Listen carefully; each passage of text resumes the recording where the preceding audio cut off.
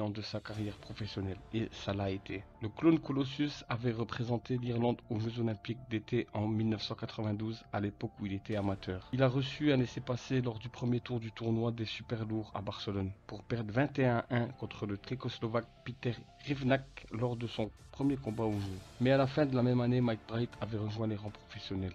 Il a cheminé, mais a eu du mal à enregistrer une ondulation sur la scène mondiale. Avant son affrontement avec Mike Tyson, le géant irlandais avait au moins remporté 7 victoires, bien que c'était des oppositions très limitées techniquement. Dans le coin opposé se trouve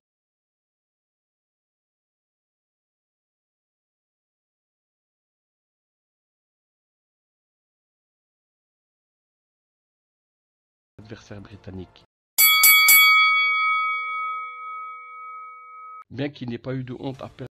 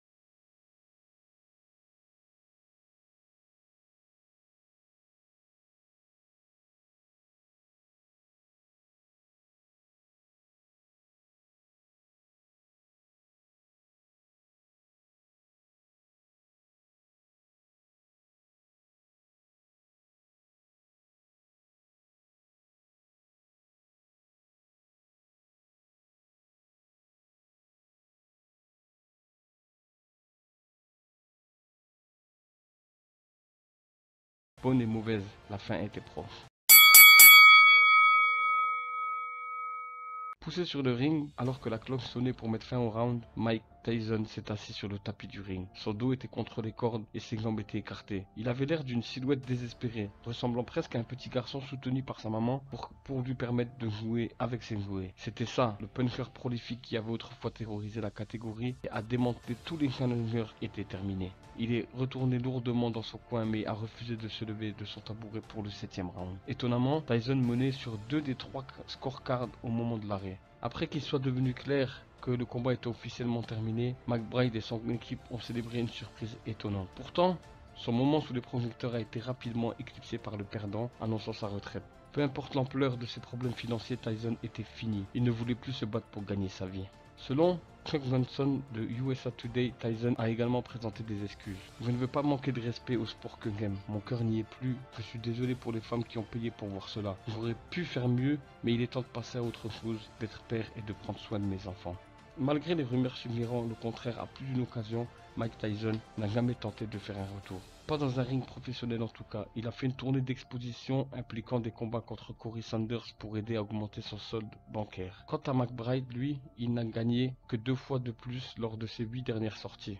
Il y a eu des défaites contre Andrew Golota et le vétéran britannique Matt Shelton, alors qu'il a été éliminé par Mariusz Wach lors de son 46e et dernier combat. Se souvenant de la nuit où il affrontait Tyson une décennie après l'événement, McBride a déclaré à James Slater de Boxing News: j'étais très contusionné après ce combat, mais j'étais en mission pour gagner et Dieu merci j'ai gagné. Cela a montré que l'opprimé peut gagner.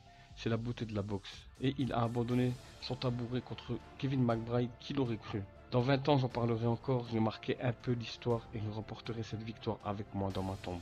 McBride a été payé que 150 000 $ pour ce combat. Il n'a jamais vraiment profité de son bref contact avec la célébrité, mais il restera jamais dans les mémoires comme l'homme qui a envoyé Michael Gerard Tyson à la retraite. C'est un moment qui restera à jamais dans les mémoires des deux hommes, mais pour des raisons opposées.